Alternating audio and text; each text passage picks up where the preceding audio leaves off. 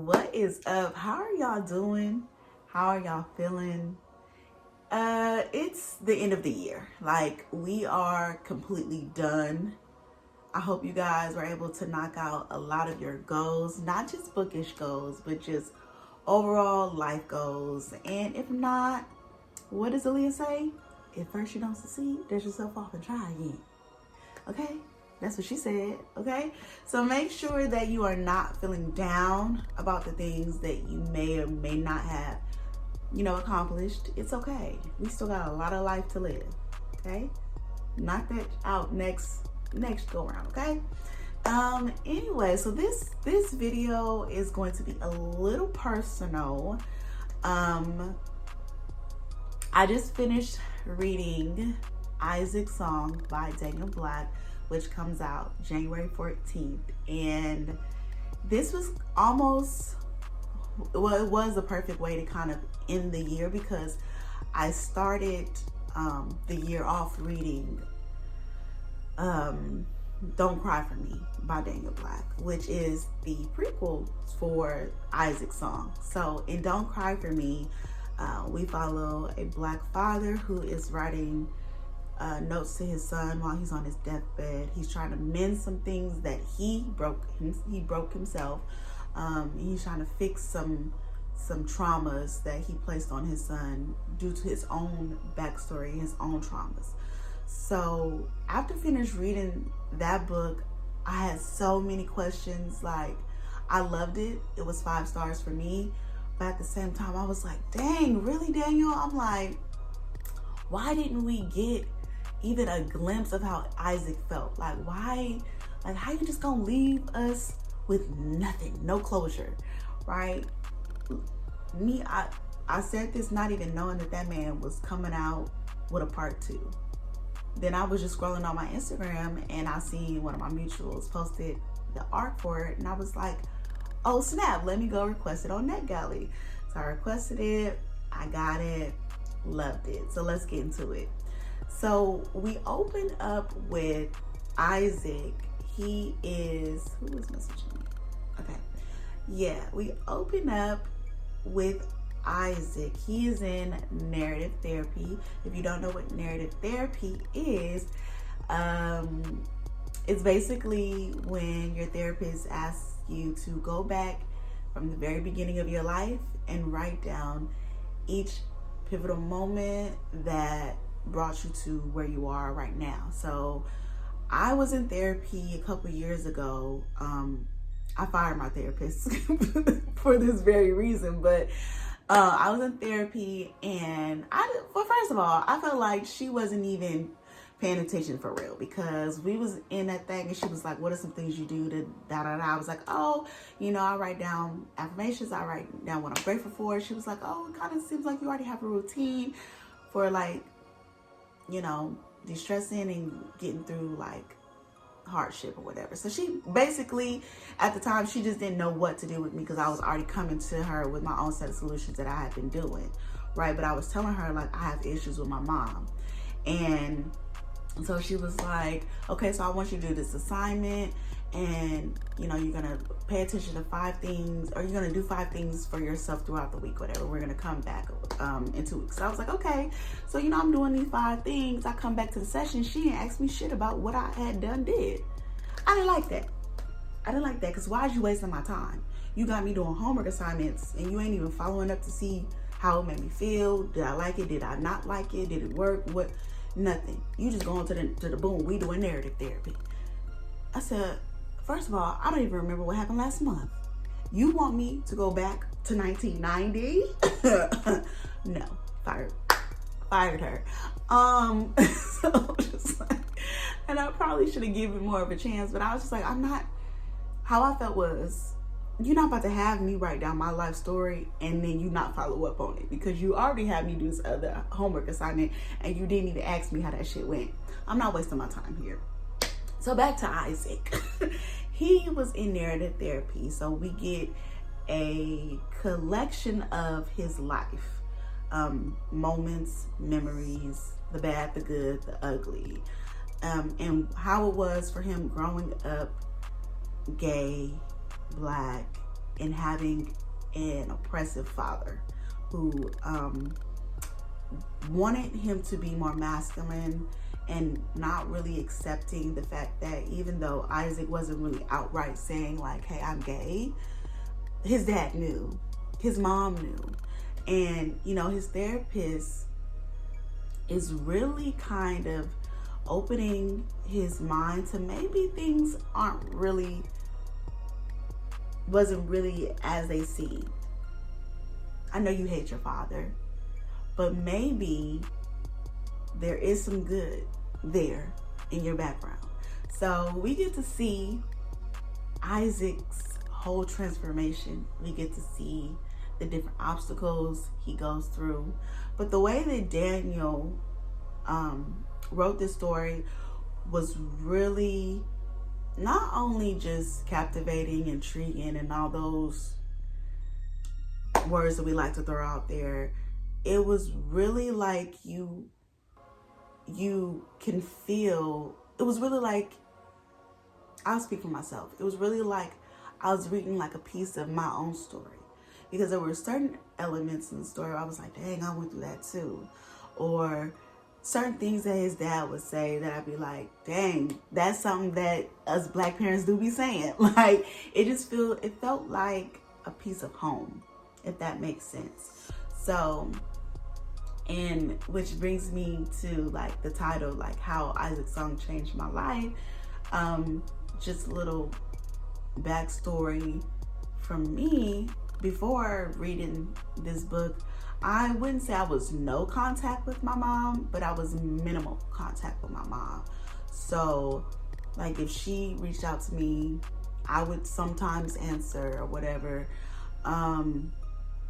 because there was just a lot of built up anger and resentment and all of the things. And I didn't want to address it because I felt like I've addressed it enough. Things aren't changing. You're not trying to change. I'm done. And it wasn't even like she was doing things to me. It was just simple fact that I wanted her to be something that she clearly couldn't be.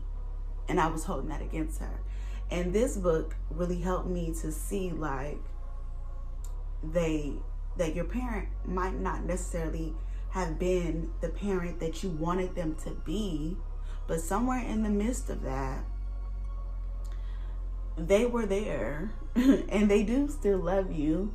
And maybe it's not necessarily their fault that they are the way that they are. You have to look at the bigger picture, their background. How did they grow up? Like, what was their education experience like? Because I'm good for saying like, oh, I'm a great mom, why can't you be a great mom? Or, you know, like, he's a good dad, why can't you be a good dad? Like, you know what it feels like to not have a mom. Like, why can't you be better at it? And I did, you know, like these are all the thoughts that we often throw around, but it's like the educational barrier that was there for the older generation was not there for us. So while I'm saying like, oh, like, you don't know how to do this or this or that, learn it. But that's how we were brought up, like, to seek information. And if you don't know something, go find out. But that's not how the older generation was raised. I hope everybody all right. I don't know if y'all can hear it a little. Okay. So this book really had me open my eyes, and almost really, if I'm being honest, I was really given like a vision from God when I read like a part of this. I'm trying not to get emotional, child. Y'all, I'm really a crybaby for real. But anywho, so I really got a vision from God after reading like a certain piece of this book. And basically what the vision was I was standing there and I was standing there in front of a wall, a tall wall. Like, imagine the tallest wall you can think of. I'm on one side and my mom is on the other side.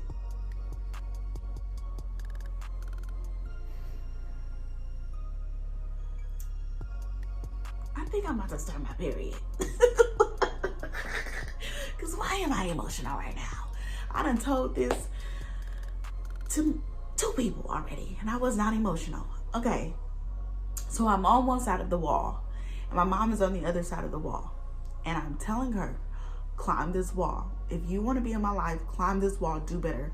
Climb this wall. And she's on the other side of the wall with all these different adversities coming after her. Domestic violence, drugs, alcohol, abandonment, addiction, sleep deprivation, mental health. She has all of these things surrounding her on her end of the wall. On my end of the wall, it's nothing. This is the vision I was having. And I'm on my wall chilling and I'm telling her, climb this wall. If it was me on the other end, if I was you, I would be able to do it for my kids. Why can't you do it for me? Climb the wall. And the wall represents the barrier that I placed between us. And she's on the other side of the wall and she's saying, I can't. I don't know how. I don't know how. And I'm just standing there stubborn, not really trying to help her, not really trying to give any advice or any helping hand. I'm just telling her, well, I guess you don't love me. Because if you love me, you would figure it out. And when I got this vision, I just broke down crying.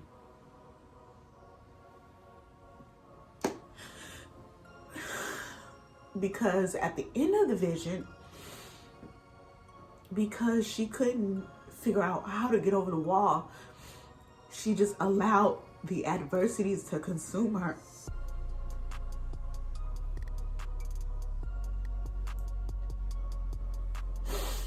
And in that moment, I just felt so bad. I felt so bad. I had so much empathy. I had so much clarity. I had so much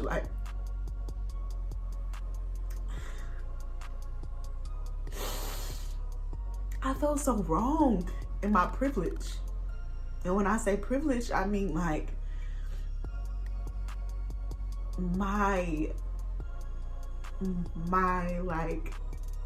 knowledge of knowledge.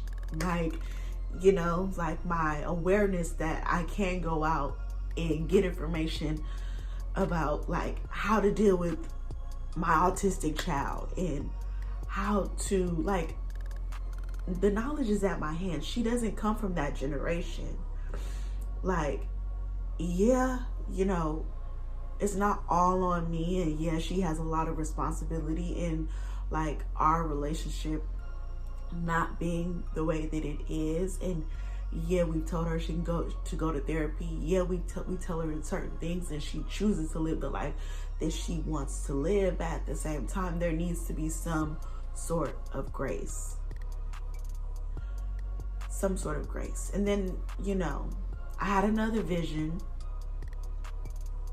that I can't really remember, so I won't get into it.